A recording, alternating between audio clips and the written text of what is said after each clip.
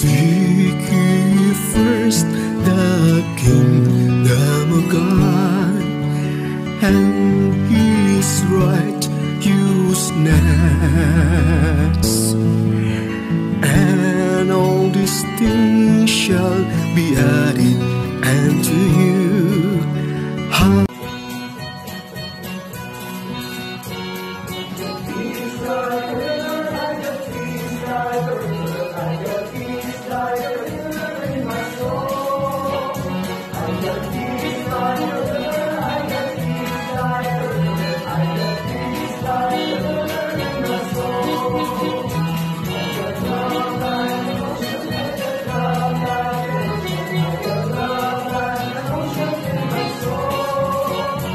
TikTok.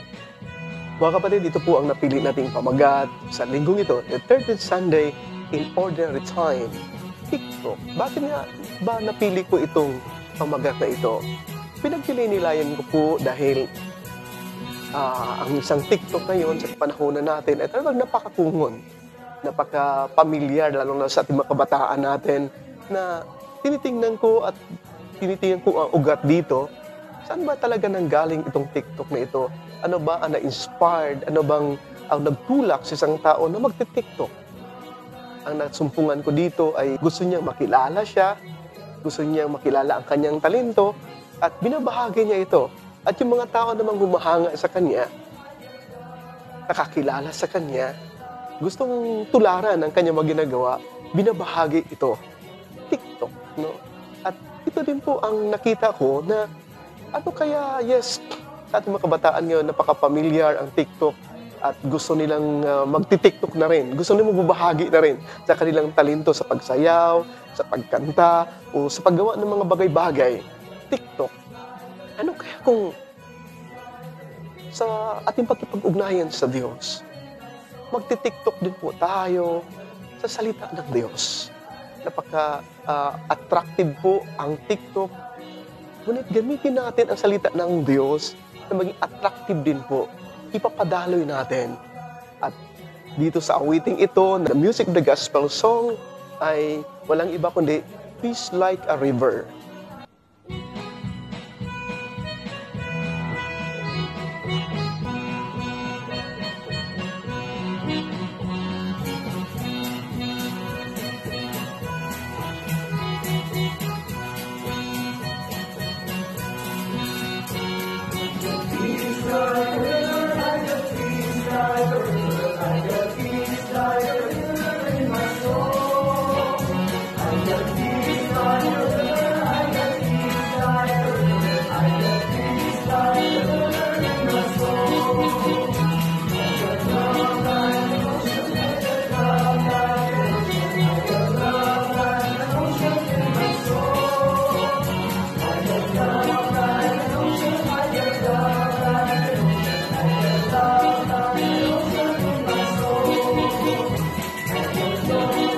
Ang pagmamahal ko ito ay kagaya ng katulad ng isang ilog, no, na napakaganda dahil may source ng isang ilog.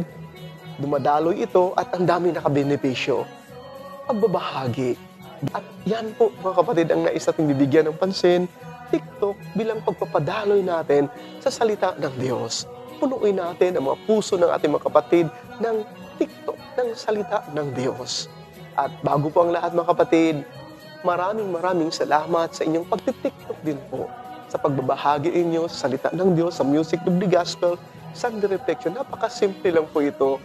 Ngunit alam ko po na sa simpleng pamamaraan, sa simpleng pagti-TikTok, ang dami po mga kapatid natin na naunawaan nila. Ang dami po mga kapatid natin na naliwanagan sa simpleng pagbabahagian natin sa music of the gospel, Sunday reflection, at mabuhay. Mabuhay dahil, again, sa pamagitan ng pagbabahagi, at kayo ay nagbabahagi, nagla-like, nagkukomento, ito ay nagkakaroon ng buhay. Kagaya ng peace like a river, I get love like a river, dumadalo ito at nagbigay ng buhay. At mga kapatid, again, maraming salamat sa inyong pagti-TikTok sa salita ng Diyos. Pakikita natin mga kapatid ngayon sa ating background ngayon, nandito tong image of the Divine Mercy. Napakaganda po. Bakit napakaganda po? Dahil yun nga, nagsisinag ang awa at habag ng Diyos. Ganun man talaga ang Diyos. Ang pagmamahal ng Diyos, ito ay pinapadaloy niya. Imagine again the kenosis of God. No? He's the King of Kings, the Lord of Lords, but He humbled Himself. He humbled Himself para mapapadaloy niya ang kanyang habag at awa sa pamamagitan ng kanyang anak, ang ating Panginoong Jesucristo. At dito nga, hanggang sa taas ng krus, nais niyang mapapadaloy ang kanyang pagmamahal sa pamamagitan ng pag-aalay ng kanyang buhay para, kanino? Para mabigyan tayo ng buhay. Mabigyan tayo ng buhay na walang hanggan. At again, napakaganda po ang pagninilayan natin ngayon sa Ebanghelyo natin. Napakaganda dahil itong Ebanghelyo natin na ayon o hango sa Ebanghelyo ni San Mateo chapter 22 verses 34 to 40. Ano po ang nilalaman dito? Ang nilalaman po dito ay yung mga Pariseo, nung pagkatapos pinuntahan si Jesus sa mga Saduseo, sila naman ngayon, pumunta, asyuso sila na siluin si Jesus, subukan si Jesus. At isa sa kanila, ang expert sa batas, ang dalubhasa sa batas, nagtatanong. Ang anong tanong dito? Sabi niya, Jesus, ano po ang pinakamahalaga? Ano po ang pinaka-number 1 na utos ng Diyos? Eksperto sa batas. At ito ang tinatanong niya ngayon. At alam niyo, napakaganda ang sagot ni Jesus dahil sabi niya, mahalin mo ang Diyos ng buo mong puso, ng buo mong isipan, ng buo mong kaluluwa, ng buo mong lakas. Mga kapatid, ano kayo pag ihambing natin ito sa kasalukuyan nating mga pangyayari sa ating kapanahunan, sa ating mundo, sa ating bansa, sa nangyayari sa Israel, nangyari sa Palestine, ang digmaang ito? Paano kaya natin mahambing itong sinasabi nating buo mong pag-iisip, buo mong puso, at buo mong kaluluwa, buo mong lakas? Alam niyo mga kapatid, nakikita ko po dito, dahil yes, pag minsan sinasabi nating mahal ko ang Diyos, ngunit ang pagmamahal natin, ang buhay natin, aging compartmentalize, naging box na yung buhay natin. Yes, mahal ko ang Diyos, ngunit hanggang sa isipan lamang. Yes, mahal ko ang Diyos hanggang sa lakas ko lamang. Titingnan kaya natin, yung mga kapatid natin, yung mga Hamas na sumasalakay doon sa Israel isang araw. Talagang walang katakot-takot, walang kaawa-awa, na pinatay ang mga inosente, sino yung makikita nila, talagang sinasamantala nila ang pagkakataon para patayin. At kikita natin, saan kaya pagmamahal ng Diyos? Para bagang naging barbaric, para bagang ang tao ay nagiging hayop. Yes, siguro nandyan bilang mga anak tayo ng Diyos, lahat tayo, makasalanan ka man, hindi ka makasalanan, tayo mga mahal ng Diyos. At hinasik sa atin ng Diyos ang kabutihan. So, hinasik sa atin ang kabutihan. Hindi po mawawala sa atin itong kabutihan ito. Ngunit, again, itong kabutihan ito, tinatakpan natin sa mga personal interest natin. Tinatakpan natin sa gustong mangyayari lamang mga personal. Kagaya lamang, para bagang yung pagmamahal na tinatakpan natin na paging animalistic natin. Na para bagang, hindi, dahil ang ano natin, parang naging buaya tayo, nagiging ahas tayo, no? Para bagang wala nang konsyensya, wala nang moral para sa atin. Ngayon, titingnan natin yung response naman ng ating mga kapatid ng mga Israelita. Yes, nasasaktan sila. Yes, hinaharap nila ang mga hamon. Hinaharap nila ang pagsalakay ng Hamas. Gusto nilang balikan, gusto nilang pugsain, gusto nilang ubusin ang mga taong ito. Ngunit tingnan natin, alam baga natin ang mga Israelita, sila kiniklaim nila sa kasaysayan na sila ang piniling bayan ng Diyos. Again, yes, nandiyan yung pagmamahal, nandiyan yung pagiging piniling bayan ng Diyos. Ngunit, kapag nilay-nilayan ba natin? baka yung pagmamahal na yun hanggang sa isipan lamang o hanggang sa emosyon lamang. Dahil hindi natin napagnilay-nilayan, hindi natin nilalagay sa puso natin, nag-response tayo. Nag-response ang mga kapatid nating Israelita para ubusin itong mga taong ito. Ngunit sa pag-ubos dito, sa pagsalakay dito, ang daming mga inosente, sila man talagang unang-unang naepektuhan, sila man ang unang-unang biktima dito sa gyerang ito, dito sa digmaang ito. So siguro tatanungin sila, mahal ba ninyo ang Diyos? Sabi nila, yes, mahal namin. Ngunit, anong klaseng pagmamahal yun? Mga kapatid, napakaganda pong titingnan natin.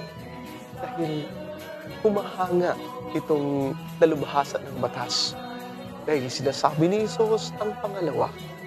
Ang pangalawa dito, yes, mahalin mo ang Diyos ng buong mong puso, ng buong mong isipan, ng buong mong lakas, ng buong mong kaluluwa. Ngunit ang pangalawa dito, sabi ni Jesus, mahalin mo ang iyong pagpapadaloy. Tinitiktok ang pagmamahal ng Diyos sa kapwa natin. Kung nakikita natin na ang ugat ng pagmamahal na mayroon tayo ay ito ay galing sa Diyos, ito nawa din po ay mapapadaloy natin sa ating kapwa natin. Hindi lamang ito hanggang sa isipan lamang natin. Hindi lamang hanggang sa ating mga puso, sa hanggang sa lakas natin, kundi mapapadaloy natin ito. Dahil anong mangyayari kung hindi ito mapapadaloy natin? Palagi kong binibigyan ng halimbawa itong imahe ng Dead Sea. Dahil nabigyan ako ng pagkakataon na magpunta sa Holy Land, nagpunta kami sa sinasabing Dead Sea. At ang Dead Sea naman ay makikita natin na napaka-dry. May tubig dito na pumapasok galing sa dagat na galing sa Mediterranean Sea, ngunit napakababa itong lugar na ito.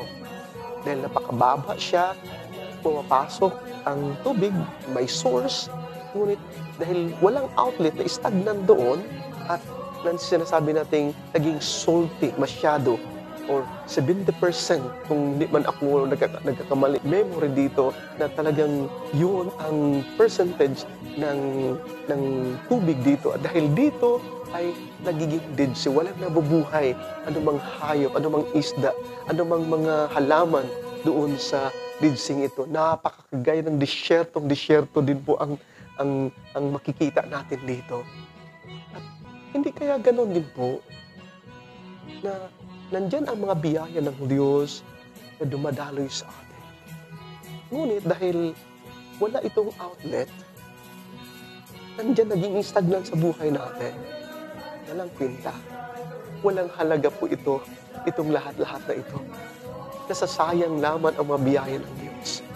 Ngunit kagaya ng isang awitin,